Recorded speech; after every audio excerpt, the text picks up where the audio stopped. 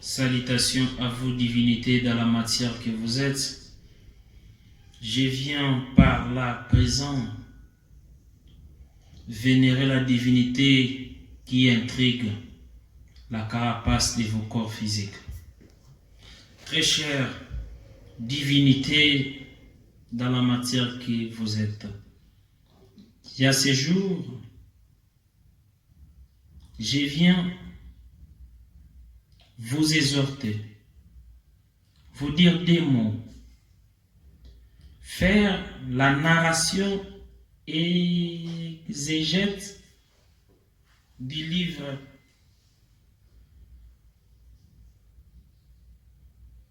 des psaumes, chapitre 59. Le psalmiste David surgit durant la narration en disant: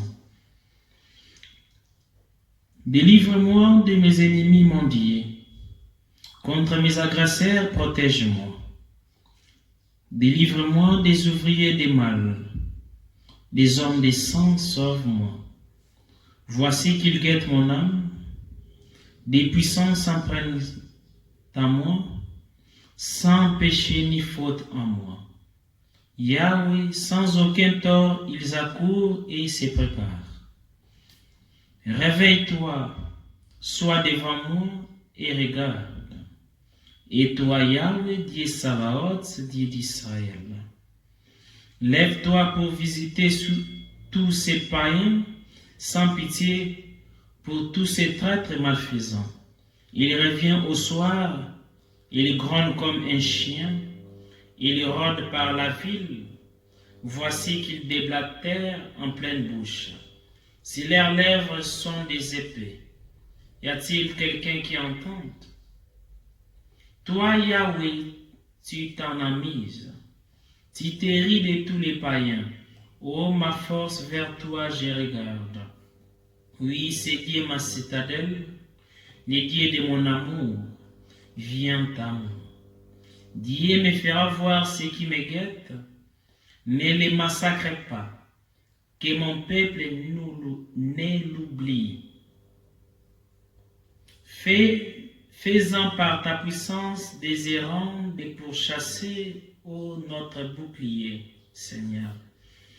Péchez sur leur bouche la parole de leurs lèvres, qu'ils soient donc pris à leur orgueil, pour les blasphèmes, pour les mensonges qu'ils débitent.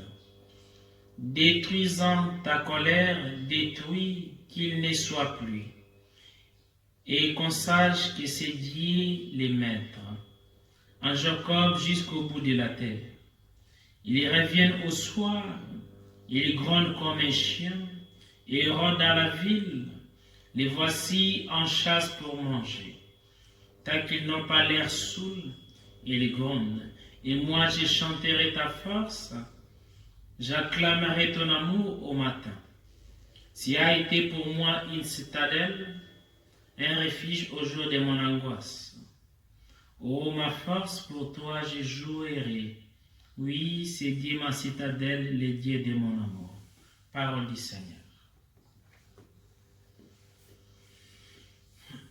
Dans le chapitre oyo, tozwi kaka deuxième verset. David alobi: délivre-moi de mes ennemis, mon Dieu, contre mes agresseurs, protège-moi. Verset 3, alobi: délivre-moi des ouvriers des mal, des hommes des sangs, sauve-moi. Très chère divinité, le monde auquel nous y demeurons n'est pas notre destination. Jésus dira à ses fervents disciples: vous êtes dans le monde, mais vous n'êtes pas de ce monde. Jésus a dit: bozali na mokili, kasi bozali ya mokili te. Mokili ekolinga oyo ezali ya bango. Bozali comme bana mpate na kati ya balu ravisseur. balu oyo bazali ko aleluka nyama nini bakoboma. Tozali comme ba pese na kati ya etonga ya basoso. Sache-le, monde oyo tozali ezali géré na monde spirituel. Soki yo ale imposer force na yo te, bako imposer yo force na ba force du mal.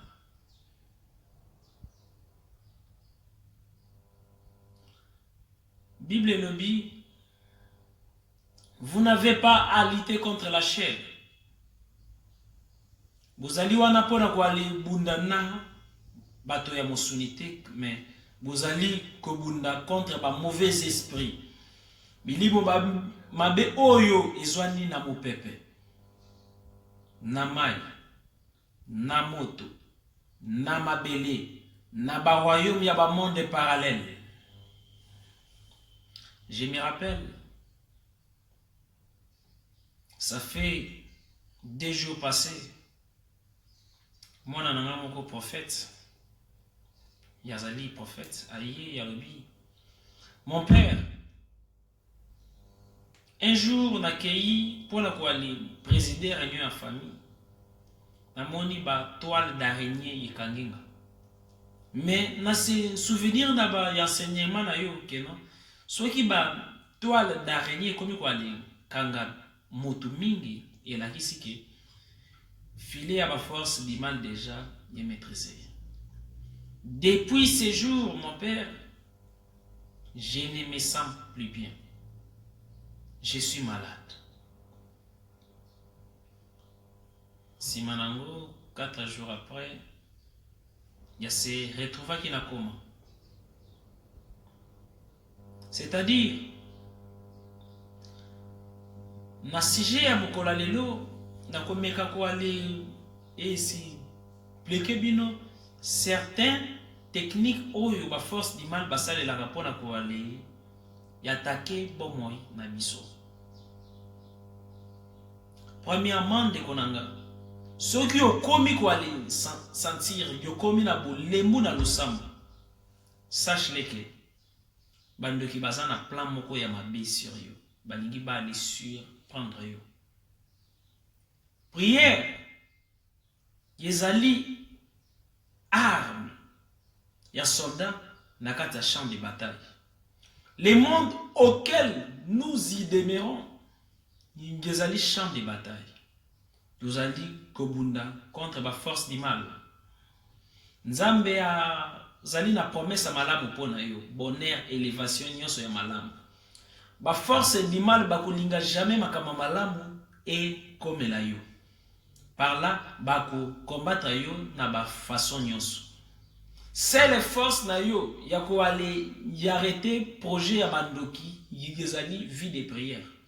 Quelle que soit religion na yo, église des noirs, islam, catholique, église des réveils, bouddhiste ou quoi, obédience mystique.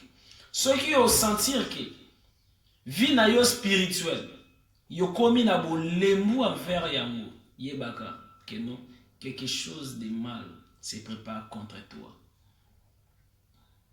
Ceux qui yo ale nzali incapable ya ko aller prier pendant 1 heure, sache-le, diable a lingi ya surprendre yo.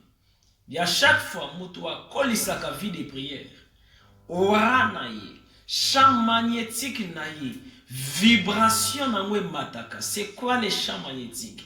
Champ magnétique ezali couverture moko invisible, énergétique et kouvaka corps na biso. Plus moutoua kolisi vie de prière intense, plus énergie na ye komaka bouclier moko solide. Bouclier wana esalaka ke soki moto alakeli yo mabe, a souhaité mabe contre yo, ya mona bonheur na yo. Supposons balobi yo yoko balate, kaka moto alakeli yo yoko balate, ya surtout que bali. Balobi yo yoko zwana klasite, kaka moto alakeli yo yoko zwana klasite, ya surtout que ozui. Yo yoko salate, donc chaque parole ya binemi na yo yekomi ko se réaliser na contraire nango. Ce qui champ magnétique na yo yekomi ko aller vibrer na haute fréquence. Mais ce qui vie de prière na yo yekomi trop bas. Ce qui spiritualité na yo yekomi fade. Vie na yo yeko koma ko se tiole. C'est-à-dire à chaque fois, motu yako prononcer logos, c'est-à-dire parole, verbe, yamabe sérieux, yesengelia échoué na ya faire wana, yese réalisé. Mabe nyoso bakolakela yo, yeko se réaliser. Pourquoi? Vibration na yo, ya champ magnétique na yo, onction na yo, ezali lisusu makasite. Molimo mutu mataka. Selon ténacité, ya vibration, ya durée, ya prière naïe. La Bible dit, Daniel a bandé qui aller prier plusieurs fois par jour. Banguna Daniel, balobi na roi, bimisa mibeko, pendant autant de jours, moto a sambelate. Daniel a lobi non, sans prière, nazali comme un mbisi sans maille. Ndeko nanga konekisa jamais journée sans prière. Ndeko nanga yoza na téléphone. Jamais yolekisaka journée sans téléphone. Ceux qui chargent sili, yoza la que force la toujours ma charge. Misusu azanga nae eloko ya kolia mais yazanga megate. La même chose notre esprit fonctionne comme nos téléphones, moyen de communication. Comment tu peux passer 2 semaines sans prier? Ensuite, tu te dis, comment makamnanga yezo marchete? Makambuno yeko marché par rapport à degré, à vibration, à vie de prière na yo. Prière est un dialogue entre surnaturel et naturel, divin et humain, mystique et naturel. C'est-à-dire, plus vous allez à la fréquence de la prière, pour que aller comprendre que mon lit mon est commis comme ça. Mon lit mon est comme na ba sonnerie. Yo fandi boye yo yoki mon lit mon yelo bisambela. C'est-à-dire, yo comme quoi aller recevoir ba nini yo y appel téléphonique ya monde ya ba esprit que siko yo sambela. Mais ce qui biloko wana ezali te na vie na yo. Mon cher, ma sœur, tu peux tout faire. Tu peux faire des gènes, des aumônes dans ma sacrifice. Mais ce qui vit des prières dans yo personnel intense et ce qui communication, conversation permanente avec la divinité dans la matière. Ezali ko salimate. Yo koza la proie, yo koza la cible ya ba mauvais esprit. Au lieu yo vivre vie na yo, bako faire vivre yo penser ya bato misusu ya mabe sur yo. 97% ya ba humain bazali ko vivre ba destin na bango te. Pourquoi? Vie de prière ezali faible. Ndeko nanga, tu peux passer boutou mobimba, yo activer méga sur internet. Vous allez aller solo là, na mobali, na mwasi, na ba camarade. Mais boutou moko pour la prière, yo santakango punition. Dis-moi, comment yokoki kolobakeno yolingi makia soso sanki yolinga soso? Comment yoko yoba keno yolingi bénédiction ya nzambe mende yolingi nzambe te? Comment yoko linga nzambe? Par rapport à connexion na yo na ye. Ceux qui bozali camarade na mutu pona boile mesana na mutu makasi yesenga rani esenga kabosolo la rape mingi marque ya communication na yo na nzambe yango wana pe marque ya ba bénédiction na ba miracle ya nzambe na vie na yo.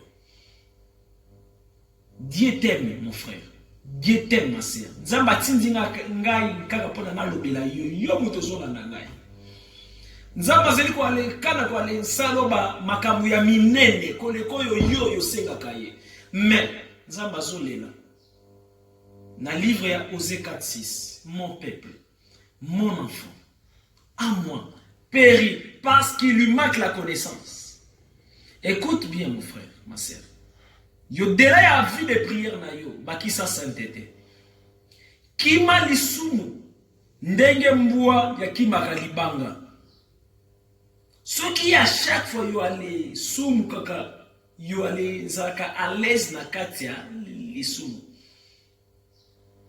Yezali comme motu, yazali kwa ali kima motu, mende yake kwa ali miali waka na volcan. Plus yo kwa ali sala ba masumu, à l'aise, plus na kati na yo, yazali kwa ali développer ba démon. Les grands maîtres hiérophantes Jésus-Christ, divinité de dans la matière dirait, disait plutôt, et l'on a bien saramutu, et ça oyo et kota kanakati nete mais oyo et bima kanakati nae. Le diable ne peut jamais t'attaquer sans ton approbation. C'est-à-dire, nakati na yo ni yo kanisela kabaninga. Ce qui jalousie na yo pour la bonheur baninga eleki makasi, yo ko développer porte ya bademo. Ce qui nakati na yo yo soué ntaka toujours malheur pour na baninga. Comment yo lingi bonheur yeye la yo? Comme la masanga zali mabete, ceux qui comme esclaves masanga, o incarné démon Dionysos. Rapport sexuel les alliés mabete, mais ceux qui ont commis esclaves na o incarné Lilith na Asmodée. Quand nous avons mabete, mais ceux qui ont commis esclaves o incarné maman, démon maman. Chaque lisumo to ale kokaka kotikate. Yangwana mutu ide truira kabiso. Yo dela ya purification. Et c'est aussi qu'on développe les goûts du partage. Yo lingi nzambe ya pambola yo. Mais tangu yo zwaka, yo kabela kabaninga. Offrande kutu yo pesa rapasi. Kwa li kabela meme ba shege na nzela. Ba le clochard na ba fazer na nzela ezali passe. Soki o kabi ozali koloba. Na pesi yo mbongo na ngai kolekisanga te. Na pesi yo na motema malamu. Ndeko nanga. Nzamba lingi. Dieu veut faire quelque chose en toi. Mais atindi ngai kala pona na ya koloba na yo na tongo lelo. Seulement toi qui me suis. Que Nzamba zana besoin ya kosala no makambo minene me degré ya communication et communiquer yonayi. Plus loin même, Dieu dira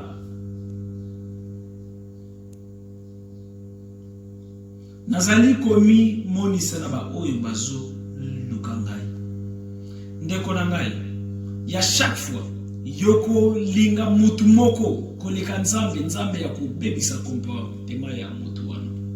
Soki olingi mwasi na yo koleka nzambe ya kobebisa comportement na ye. Soki olingi mobali no koleka nzambe ya kobebisa comportement na ye. Soki olingi classe na yo, mosala na yo, bana na yo koleka nzambe ya kobebisa. Nzambe alobi na premier commandement aza nzambe moko jaloux a partager ka gloire na ye na moto te.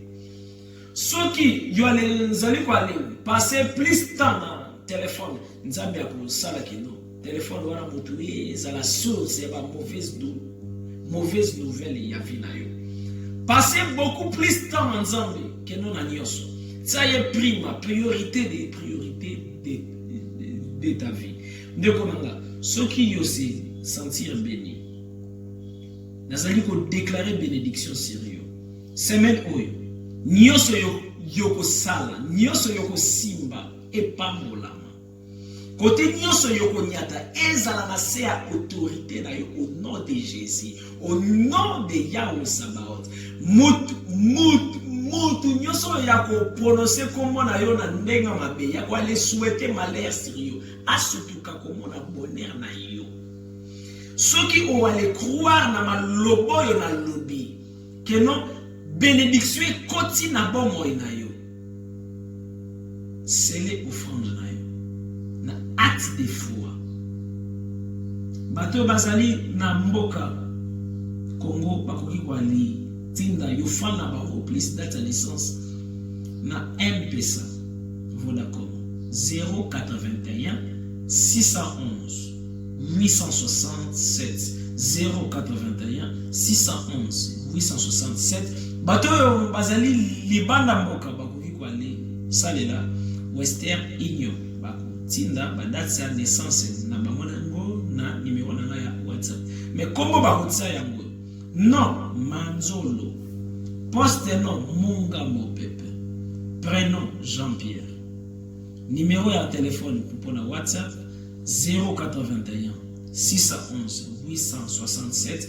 Pendant que yozo négligé, y belé bazali ko aller tirer ba miracle na ba témoignage.